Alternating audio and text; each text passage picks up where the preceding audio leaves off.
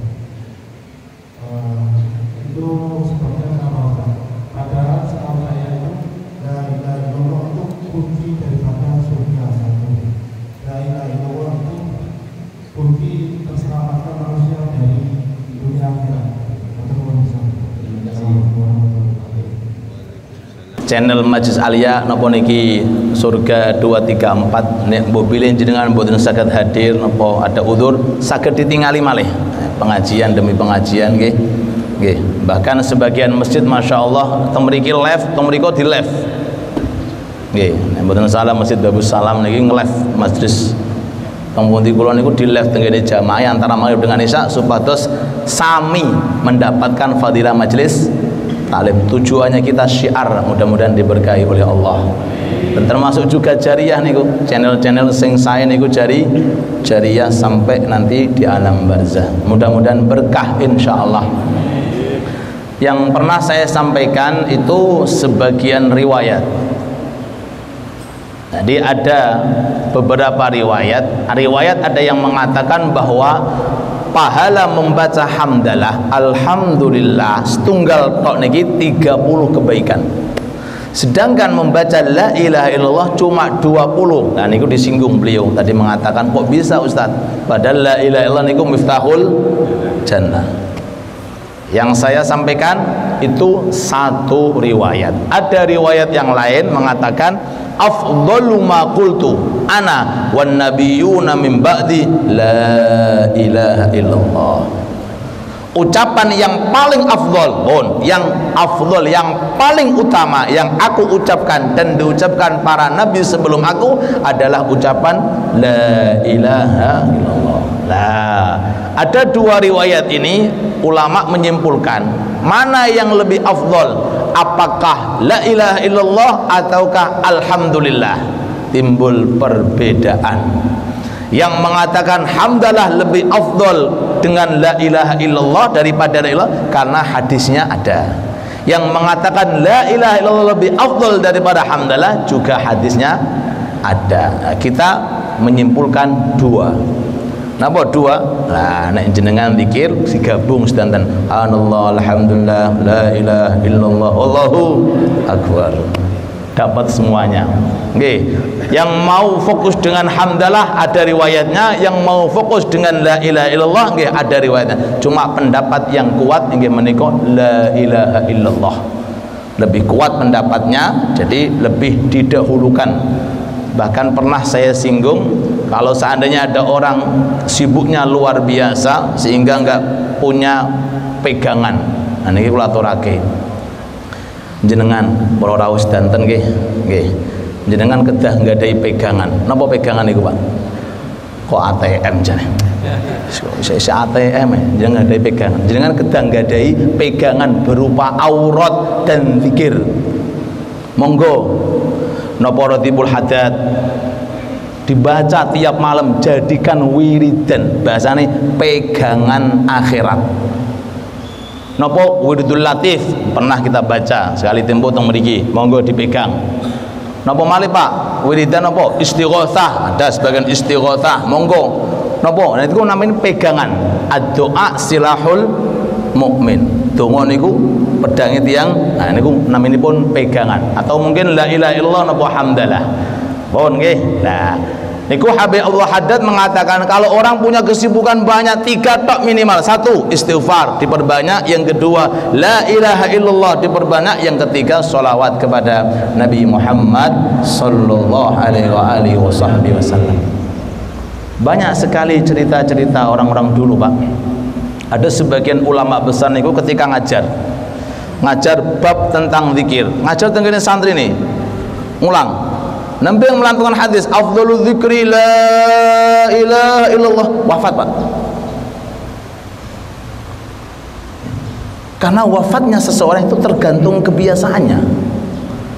Nah, penggawean zikir biasanya wafatnya dalam kondisi zikir. Nggih, tergantung daripada kebiasaan. Pecah la ilaha illallah, meninggal dunia, wafat meninggal dunia. Wallahu taala alam. Nggih. Ten malih pun cek. Oh nggih terakhir. Tapi jadi ini jam 09.00. Ini ada beberapa pertanyaan saya. Kalau berhubungan dengan hati itu pasti juga ada namanya penyakit hati. Ada beberapa penyakit hati yang mungkin saya agak sedikit bingung bisa dijelaskan. Yang pertama itu apa perbedaan sum'ah sama ujub? Dan contohnya, yang kedua ada penyakit hati lagi yang namanya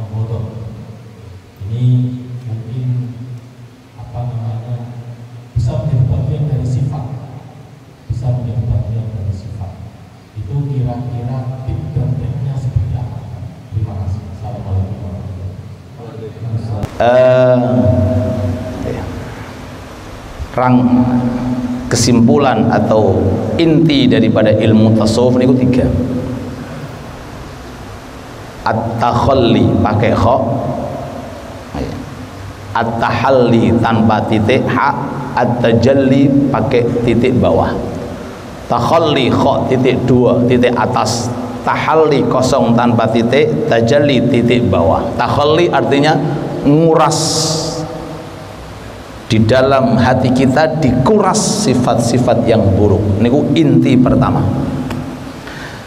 Tidak mungkin sifat baik masuk ke dalam hati selama masih ada sifat kotor. Nanti timbul namanya at-tahalli. Program kedua, membersihkan. Yang asalnya tadi suka marah, ngaji tasawuf.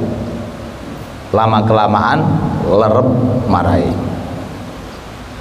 Kok bisa marah? Kenapa? Wong sesuatu itu atas takdir Allah. Berarti orang marah itu berarti enggak ridho dengan takdir pangeran. Nggih.